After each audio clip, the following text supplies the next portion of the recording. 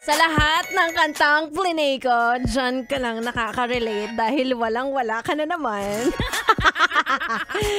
Ay, nako, I'm back. It's me again and again and again. DJ Gandawada, kasama niyo pa rin. Dito sa 101.1 Yes FM. At kagaya mo, nakiki-jam din kami ni B-Boy Bibo dahil siya rin ay walang-wala.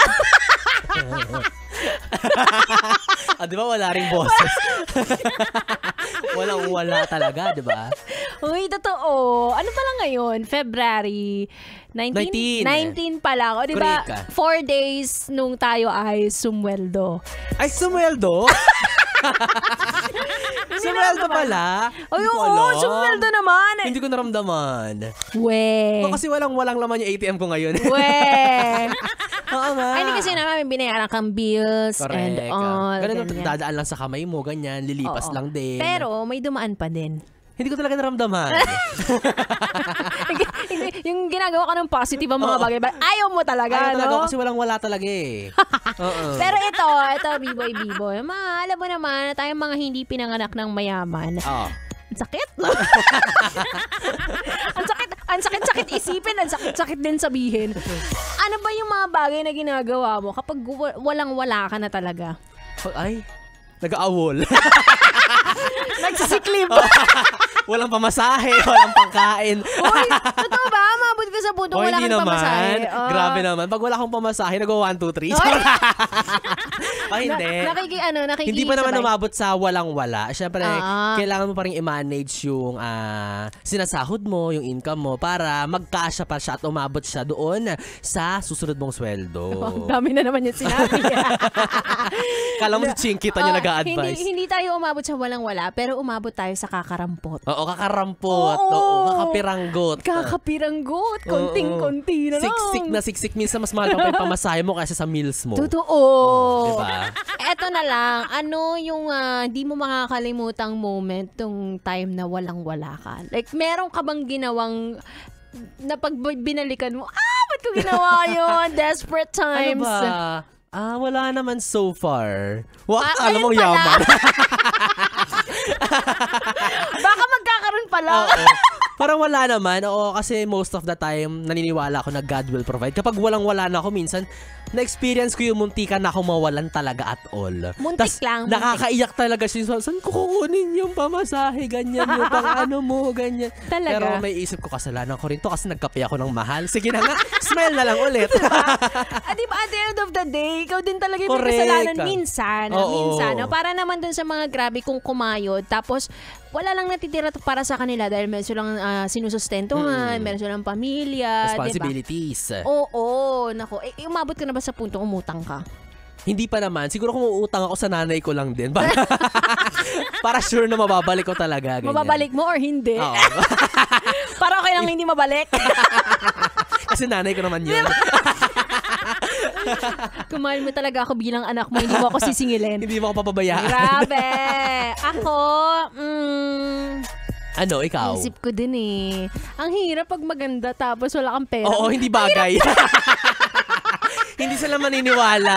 Lalo kapag nangutak ko, baka naman. Uy, alam mo ba, nau-offend ako kapag sinasabi ng mga tao ng para mayaman ka, no? Na-offend talaga ako na parang, sana talaga tumutugma yung wallet sa mukha ko. Pero hindi talaga. Oo, minsan kasi magaling na tayo magdala, magaling tayo mag-ayos. Pero, di ba, nagbe-BGC tayo, pakak na pakak yung ayos. Pero pag inopen mo yung wallet, 20.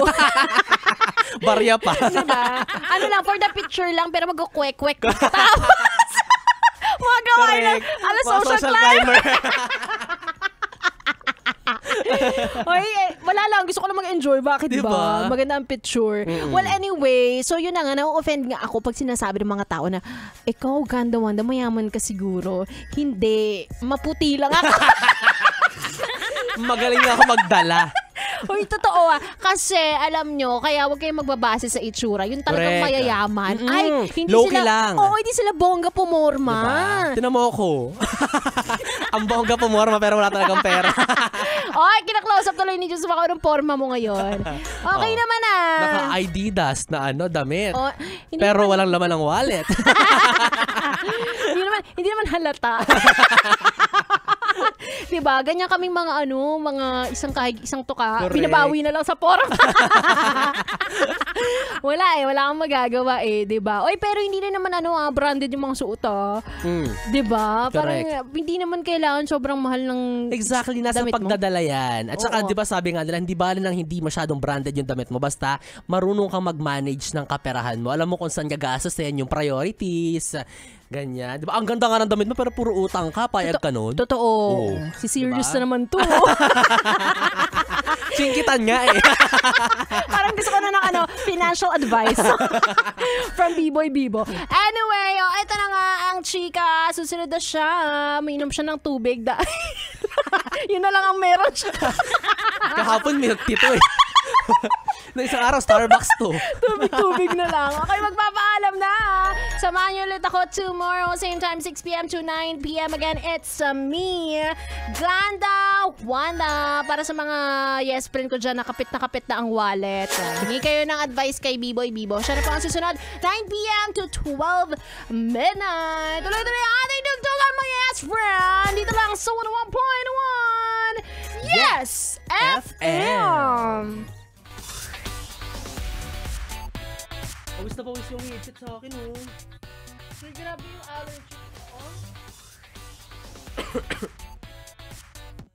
Lumalabas lang to pag wala na akong pera Totoo. Ay, meron na? Ay, bukas pa? Ay. Okay.